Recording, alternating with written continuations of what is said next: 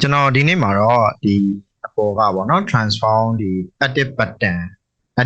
ကြောင်းပေါ့နော် edit button မှာ transform point တွေဒီဟာလေးတွေကိုပြောသွားမှာဖြစ်ပါတယ်ဆိုတော့အသေးစိတ်ကိုပြောသွားမှာပါဆိုတော့ကျွန်တော်တို့ဒီဘယ်ပုံပဲဖြစ်ဖြစ်ဆွဲဖို့အတွက်ဆိုရင်အဓိကရေးကြီးရဲ့ဒီ point တွေပေါ့နော်ဘယ်လို control လုပ်ရမလဲဘယ်လိုတိကျအောင် control လုပ်ရမလဲဆိုတာဒီ pattern တွေကို edit လုပ်တဲ့ပုံဖြစ်ပါတယ်ဆိုတော့ကျွန်တော်တို့တစ်ခုချလိုက်အောင်เนาะဆိုတော့ပထမဦးဆုံးဒီစာရွက်တွေဒီ sorry ကျွန်တော်တို့ဒီ cloud တစ်ခုကိုကျွန်တော်တို့ယူလိုက်မယ်ပေါ့နော်ဆိုတော့ဒီမှာတော့900ပတ်လည်ပေးထားတယ်ရတယ်ဘာမှမဖြစ်ဘူး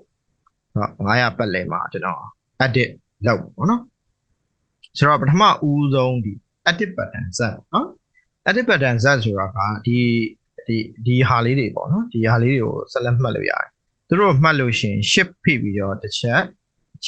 မှတ်လို့ရတယ်ဆိုတော့အဲ့ဒါက edit button เนาะဆိုတော့ edit button မှာ तू ကဆွဲလိုက်ပေါ့နော်ဒီမျိုးလေးဆွဲလိုက်တယ်ဆိုရင် तू နံပါတ်လေးတွေတက်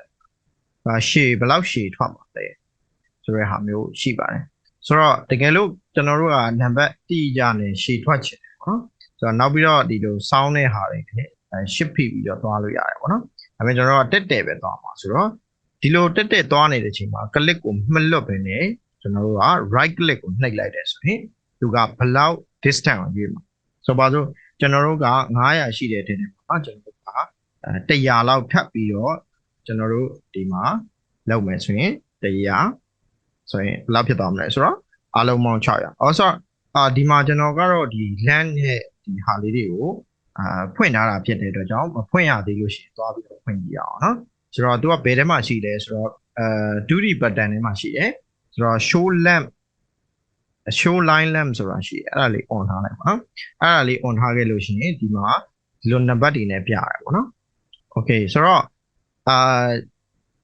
ဒီဟာလေးကိုဒီလိုမျိုးလေး right click နဲ့ထောက်လိုက်ရင်ဘယ်လောက်ရွှေ့မလဲဆိုရင်ဟာတိုင်းတာတိကျရပါတယ်ဆိုတော့နောက်တစ်ခု transform button ပေါ့နော်ဒါ transform button sorry ဟုတ်ပါတယ် transform button ပေါ့နော် transform ဒီ point and segment နော်ဆိုတော့ဒီ point လေးတွေကိုကိုလိုလိုအပ်တဲ့နေရာရွှေ့လို့ရတယ်ဒီလိုမျိုးပဲကိုလို right click နှိပ်လိုက်တယ်ဆိုရင်ကိုဘယ်လောက်ရွှေ့မှာလဲဆိုတဲ့ဟာကိုကိုလိုကသွားလို့ရတယ်ပေါ့နော်ဆိုတော့ line exit 1 exit 2ဆိုတာကဒီ line ရဲ့အတိုင်းအတာပေါ့နော်ဒီအတိုင်းအတာကဘယ်ဟာကိုရွှေ့မှာ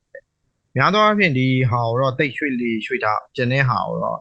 xy နေပါတော့တိတ်ရွှေ့တာမရှိဘူးဒီဟာလေးတွေပဲအတိုင်းအတာပဲပေါ့နော်ဒီအတိုင်းအတာဘယ်လောက်လိုချင်လဲဆိုတဲ့ point အောင်ပဲကျွန်တော်တို့ကရွှေ့တာရှိတယ်ဆိုတော့နောက်တစ်ခုက move point ပေါ့နော် move point ဆိုတာက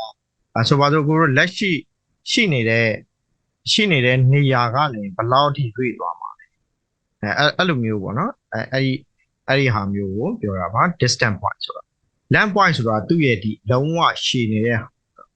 right click ထောက်ပြီးတော့သူ့ရဲ့ pattern တွေချိန်လို့ရတယ်ပေါ့နော်နောက်တစ်ခုက segment ပေါ့နော် segment ကိုရွေးလိုက်တာနဲ့သူကဒီမှာ transform အတိုင်းမဲ့သူက transform ရဲ့ဒီပုံစံလေးပေါ်လာတယ်ပေါ့နော်ဒီမှာကိုတို့ rotate တွေလည်းဒီမှာလှုပ်လို့ရတယ်နောက်တစ်ခုကဒီကတဲ့နေလို့ပေါ့နော်တကယ်လို့စောင်းနေလို့ရှိရင်သူကဒီဘက် transform ရဲ့ပုံစံတိုင်း B ဘက်တွေလည်းရွှေ့လို့ရမယ်နောက်တစ်ခုကဒါတွေလည်းရွှေ့လို့ရမှာပေါ့နော်ဆိုတော့ control Z နေတာပါဆိုတော့ဒီမှာလည်းကိုတို့က right click နဲ့ပြောလို့ရတာပေါ့နော်ဒီမှာဆိုရင် height ရဲ့ percentage နဲ့ရိုက်လို့ရတယ်လို့ dimension နဲ့လည်းရိုက်လို့ရတယ်ပေါ့နော်ဆိုတော့ကိုကြိုက်တဲ့ပုံစံမျိုးနဲ့ရိုက်လို့ရပါဆိုတော့နောက်တစ်ခုဒါဆက်လက်မှတ်ထားရင်တစ်မျိုးပေါ့နော်ဆိုတော့ဆက်လက်တစ်ခုတွေမှတ်ထားရင်ပုံစံပေါ့နော်ဆိုတော့ဒီလိုမျိုးနှစ်ခုမှတ်မယ်ဆိုရင်နှစ်ခုရဲ့ဒီပုံစံကိုပို့တယ်ပေါ့နော်ဒီလိုမျိုးဖိပြီးတော့ဆွဲနေတဲ့အချိန်မှာ right click ဟဲ့တော့ width ရဲ့တန်ဖိုးဆိုပါစို့ width ရဲ့တန်ဖိုးကိုတို့ကမပြောင်းချင်ဘူး100ပဲထားချင်တယ်ဆိုရင်ဒီဟာလေးကိုဆိုပါစို့ဒီဟာလေးကိုကိုတို့ဖြုတ်လိုက်ပေါ့နော်ဒီနေရာမှာပဲကိုတို့ရိုက်လိုက်တော့မယ်ဆိုပါစို့ width ရဲ့တန်ဖိုးကိုတော့900ပဲထားမယ်ဒီကောင်းအောင်ကျွန်တော်တို့က600ထားမယ်ဆိုရင်ဒီမှာသူ့ရဲ့တန်ဖိုးက600ဖြစ်ပြီးတော့ဒီမှာသူ့ရဲ့တန်ဖိုးက900ဖြစ်တော့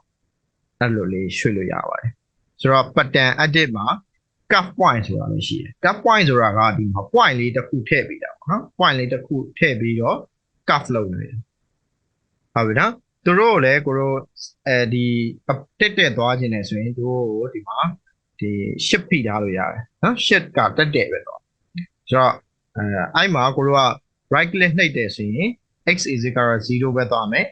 y is equal ကဘယ်လောက်သွားမလဲဆိုတဲ့ဟာထည့်လို့ရတယ်နော် y is equal ဘယ်လောက်သွားမလဲဆိုတာဒီဟာနဲ့အတူတူ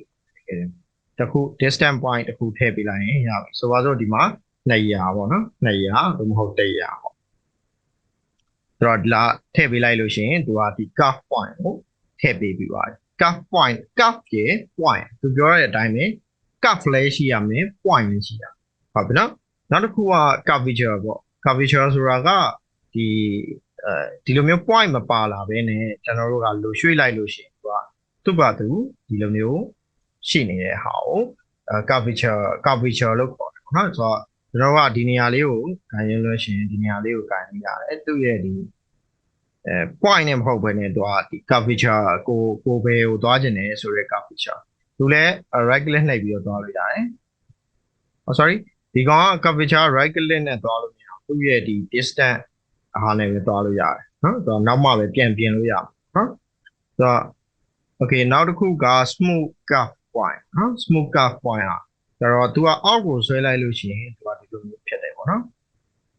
အောက်ကိုဆွဲလိုက်လို့ရှိရင်ဒီမှာပြန်ပြီးတော့ကျွန်တော်တို့ကဒီဟာလေးတွေကိုချိုးလို့ရတယ်ပေါ့နော်အောက်ကိုသူကအောက်ကိုဆွဲရတယ် sorry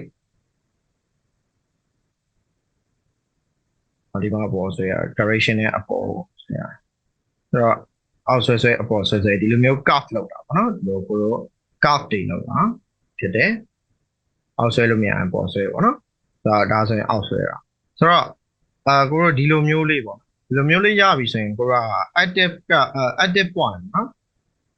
active curve အဲ့ဒါဒီဟာလေးကိုရွေး active button ကိုရွေးလိုက်တယ်ဆိုတော့ဒီ point လေးတွေပေါ့ဆိုတော့ဒီဟာနဲ့လည်းကျွန်တော်တို့ကပြန်ချိန်ရတယ်ဆိုတော့ဒီမှာကိုတို့ပြန်ချိန်လို့ရအောင် sorry နော်ဆိုတော့ကိုကြိုက်တဲ့နေရာကိုကိုတို့ဖန်တီးပြီးတော့ပြန်ပြင်လို့ရတယ်ပေါ့နော်ဆိုတော့ order ဖိလိုက်လို့ရှိရင်သူကဒီလိုမျိုးထွက်လာလို့ရတယ်ဒီ active button ရွေးထားတဲ့အချိန်မှာ order ကိုဖိလိုက်တယ်ဆိုရင်သူကဒီ point လေးထွက်လာတယ်ပေါ့နော်ဆိုတော့ order ကို click ချက်ပြန်ထောက်လိုက်တယ်ဆိုတော့သူကဒီ corner ပြန်ဖြစ်တယ်ပေါ့နော်သူနေရာ corner ပြန်ဖြစ်သွားတယ်ပေါ့နော်ဒီကောင်ကြည့်ရအောင် okay ဆိုတော့ okay ဆိုတော့ order နဲ့သွားပြီးတော့ကိုကလုပ်လို့ရတယ်နော်okay နော်ဆိုတော့ဒီဘက်ကို point ကိုယူချင်လို့ရှိရင်ဒီဘက်ကိုဆွဲချလိုက်နော်ဆိုတော့တကယ်လို့မတွေ့ဘူး point မတွေ့ဘူးဆိုရင်ဒီဘက်ကိုဆွဲချလိုက်ပြီးတော့မှကိုလိုချင်တဲ့ point ကိုပြန်ပြင်လို့ရတယ်ပေါ့နော်ဆိုတော့ okay ဒါကကို active ဒီ button တွေလောက်တဲ့ဟာပေါ့နော်နောက်တစ်ခုဒီ curve ဒီ smooth ထဲမှာပဲသူကဘာရှိသေးလဲဆိုတော့ဒီဖြတ်လို့ရတယ်ပေါ့နော်ကိုတို့ဒီမှာ click ချက်ထောက်လိုက်မယ်ဆိုတော့ကျွန်တော်တို့ကဘယ်နေရာလေးလောက်ကိုဖြတ်ဆိုတော့ဒီလောက်ကိုဖြတ်click ချလိုက်တယ်ပေါ့နော်ပြီးသွားလို့ရှိရင်ကိုတို့ကဒီအပိုင်းကိုမှတ်လိုက်တယ်ပြီးသွားရင်သူ့ရဲ့ဒီမြင်းပေါ်ကိုမှတ်လိုက်တယ်ပေါ့နော်အဲ့ဒါဆိုရင်ကိုတို့ကဒီမှတ်လိုက်တဲ့ပထမအပိုင်းကပြတ်တယ်အဲ့လိုမဟုတ်ဘဲနဲ့ကျွန်တော်တို့က click ဆိုတော့ click ဆိုတော့ကျွန်တော်တို့ကဒီဘက်အပိုင်းဖြတ်ချင်တာမဟုတ်ဒီနေရာလေးကိုဖြတ်ချင်တာဆိုရင် click ရဲ့ဒီမှာ click ရိုး click ရဲ့ဆိုတော့ပြတ်သွားဆိုတော့အဲ့ဒီဟာလေးကတော့တော်တော်အသုံးဝင်တယ်ပေါ့နော်ဆိုတော့တစ်ခါတည်းကြလို့ရှိရင်ကျွန်တော်တို့ဒီအဲ့လိုမျိုးဖြတ်ချင်တဲ့အပိုင်းလေးတွေရှိလို့ရှိရင်သူ့ကိုသွားပြီးတော့ပြောလိုက်ပေါ့နော် click တစ်ချက်ထောက်မယ်ဝါသွားရင်ရပြီးသွားရင်ဒီ line ပေါ် click ချက်ထောက်လိုက်ဒါဆိုရင်ဒီနေရာကြီးကပြတ်သွားဟုတ်ပြီနော်ဆိုတော့ဒါက smooth point smooth curve ပေါ့နော်အဲ့မှာတော့လာဆိုတော့နောက်တစ်ခုက up point ပေါ့နော်ဆိုတော့သူလည်းအရေးပါတယ်ဒီမှာပါတယ်ပေါ့နော်ကျွန်တော်တို့ pattern တွေလုပ်ချင်တယ်ပေါ့တော်တော်အရေးပါတယ်ဆိုတော့ right click ထောက်လို့ရတယ်သူကဆိုတော့ click ထောက်လို့ရှင်တော့သူက point နေချအဲ့လိုမဟုတ်ဘဲနဲ့ကိုက right click ချလိုက်တယ်ဆိုတော့သူက line ရဲ့ number ကဘယ်လောက်ပါဒီတိုင်းတာသွားမှာလဲပေါ့နော်နောက် line 2ကဘယ်အတိုင်းတာနဲ့သွားမှာလဲပေါ့နော်ဆိုတော့ဒါက50ထားလိုက်50ထားလိုက်ရင်အောက်ကလည်း50သူ့ဘာသူပြောင်းပေးတာပေါ့နော်ဆိုပါတော့ကိုတို့က100တစ်ဖက်က100ထားပြီးတော့တစ်ဖက်ကဟို206.5ထားမယ်ဆိုရင်ရတယ်ပေါ့နော်နောက်တော့ split length ပေါ့နော်ဆိုတော့မင်းဘယ်လောက်ပဲရှိသူကဒီမှာဒီဟို active point ပေါ့နော် active point တွေကိုသူကချပေးဆိုပါတော့ကိုတို့က50ရှိလို့ရှိရင်သူဘယ်နှခုထည့်လို့ရတယ်ပေါ့နော်ဒါဆိုရင်9ခုထည့်လို့ရတယ်9ခုထည့်လို့ရတဲ့အနေအထားတွေသူကသွားပေး ဆိုတော့သူ့ရဲ့ဒီ point ပေါ့နော်သူ့ရဲ့ point ဂျာကနန်းကဒီသူတို့နှစ်ခုရဲ့ဂျာကနန်း50ဖြစ်တယ်ဆိုတော့220ဆိုရင်20နော်ဆိုပါစို့80ဆိုရင်80သူတို့ဒီနှစ်ခုရဲ့ဂျားလေးတွေကိုသူကတွက်မှာကျန်တဲ့နေရာတွေကိုသူကတွက်မှာဆိုတော့current ဆိုတာကဒီကနေတွက်လို့ရှိရင်ဒီမှာဒါဆိုပါစို့80 80 80ဆိုပြီးပါတယ်ဒီဘက်ကကျတော့သူ့ဘာသူဘယ်လောက်ပို့သူကထည့်မတော့ဘူးဆိုတော့ current reverse ဆိုရင်ဒီဘက်ကမစဘူးဒီဘက် chance อ่ะပေါ့နော်1နဲ့3ဆိုတော့3 4ခုပေါ့နော်ဒါ1နဲ့3 4ခုပေါ့ဆိုတော့ point က4ခုရှိရဆိုတော့ဒါ80 80 80ဆိုပြီးတော့ပိုင်းတာပေါ့နော်နောက်တစ်ခုက center ပေါ့နော် center ဆိုတာအလေကောင်တက်တက်ရတယ်ပိုင်းသူတို့နှစ်ခုပေါ့နော်ဒါဆိုတော့နှစ်ခု3ခု1နဲ့3ပေါ့နော် point ကတော့4ခုဖြစ်မှာပေါ့နော် okay ဆိုတော့ဒါလေးတွေရှိပါတယ်နောက်တစ်ခုကဒီ uniform ပေါ့နော် uniform ဆိုတာတသက်မှတ်တယ်ဘယ်နှခုထည့်ခြင်းလဲထည့်လို့ရတယ်အရေးအတွက်ဟိုအရေးအတွက်ပဲထည့်တာပေါ့နော်10ခုထည့်မယ်ဆိုရင် point က10ခုရှိတယ်1 2 3 4 5 6 9 10ပေါ့နော်10ခုရှိမယ်ဆိုတော့အဲ့လိုမျိုးလေးတွေရှိပါတယ်ဆိုတော့ဒီအောက်မှာ total length ကဒီဘယ်လောက်ရှိလဲဆိုတာသူကပြပေးတယ်ပေါ့နော် okay ဆိုတော့ဒါလေးလည်းရှိပါတယ်ဆိုတော့ဒီကတော်တော်အသုံးဝင်နေtools ပေါ့နော်ဒါဆိုတော့ဒီ point တွေကိုတို့ edit button ပေါ့နော် button နောက်တစ်ခုက transform ရှိတယ် transform ကကြတော့တူနဲ့တော့တူတယ်လို့ရှိရဲအဲ့လိုမျိုးကြီးတော့သွားပြီးတော့ရိုင်းတော့မတူဘူးပေါ့နော် glitch ချက်ထောက်လိုက်မယ်ဒီမှာ900ထားဆိုတော့ရပြီဒီမှာကျတော့သူက transform ဆိုတာအကုန်လုံးယူပါဟမ်အကုန်လုံးယူသွားတယ်နောက်တစ်ခုကသူဒီ transform လုပ်တဲ့အချိန်မှာပဲသူက right click နှိပ်လိုက်တယ်ဆိုရင်သူရဲ့ဒီ percentage ကိုထည့်လို့ရပြောမယ်ဆိုရင်ဒီ edit button စမ်းနေတွတ်တူရယ်ပေါ့နော် edit button ဒီ edit button စမ်းနေတွတ်တူရယ်ဒါ transform button E ရကြတော့သူ့ရဲ့ shortcut က E ပေါ့နော်ဒါဒီလိုမျိုးတစ်ခုလုံးကိုသူက overall တွတ်တယ်ပေါ့နော်ဆိုတော့ဟိုသုံးတာများတော့ edit button ဇက်ကိုသုံးလို့ဆိုတော့အဆင်ပြေတယ်လို့ပေါ့နော်တခါလေရလို့ရှိရင်တစ်ခုလုံးကြီးကျင်တယ်ဆိုရင်တော့ edit button edit sorry transform button A ကိုသုံးပြီးတော့တစ်ခုချင်းစီသုံးနေဆိုရင်တော့ edit button Z ကိုသုံးတယ်ပေါ့နော်ဆိုတော့နောက်တစ်ခုရှိတာကဘာလဲဆိုတော့ဒီဟာလေးတွေမှာ arrow ပေါ့နော်ကျွန်တော်တို့ပြောမယ်ဆိုရင်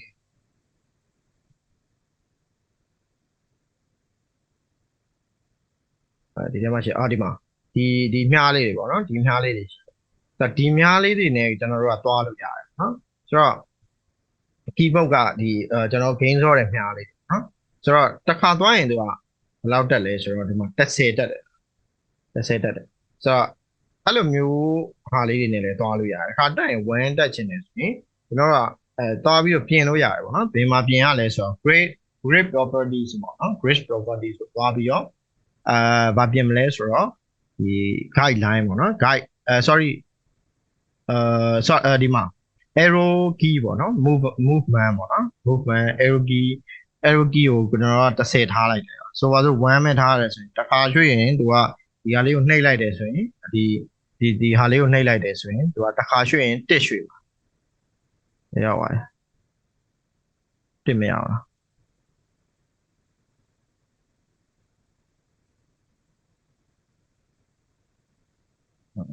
တစ်ကိုမဖတ်နိုင်ဆိုတော့20ဆိုတော့20ရွှေ့ကြည့်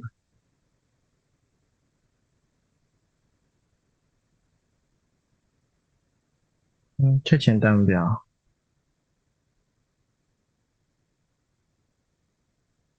Oh, sorry.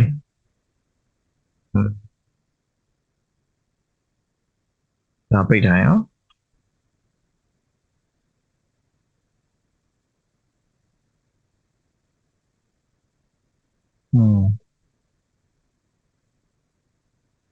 တော့ပုံမှန်အားဖြင့်ဆိုရင်တော့ဒီဟာအလုပ်လုပ်ပါဒါ break point ပေါ့နော်ဘာဖြစ်လို့လက်မလာလဲ2020တက်တာတယ်အတစ်ခုခေါ်ကြည့်အောင်နော်ဘာဖြစ်နေလဲမသိဟုတ် sorry 10 20 30ဟုတ်ပြီ new ခေါ်ကြည့်အောင် okay ကျွန်တော်တို့ဒီအားလေးကိုရွှေ့30ပဲရွှေ့ရနော်ပြဿနာတဲ့ဝန်ထားလားတက်မတက်ဘူး10စီပဲတက်တယ်တကယ်ဆိုရင်တော့ဒီဟာလေးကိုချိန်လို့ရတယ်နော်ဆိုတော့ okay ဆိုတော့ထားလိုက်ပါဆိုတော့ကျွန်တော်တို့ဒီ pattern ပေါ့နော် transform pattern A ရဲ့ edit pattern set ရဲ့အဲ့ဟာလေးကိုလုပ်လို့ရပါတယ် okay အဲ့ဒါဆိုရင်ဒီလောက်နဲ့ပဲကျွန်တော်တို့နားလိုက်ရအောင်နော် bye bye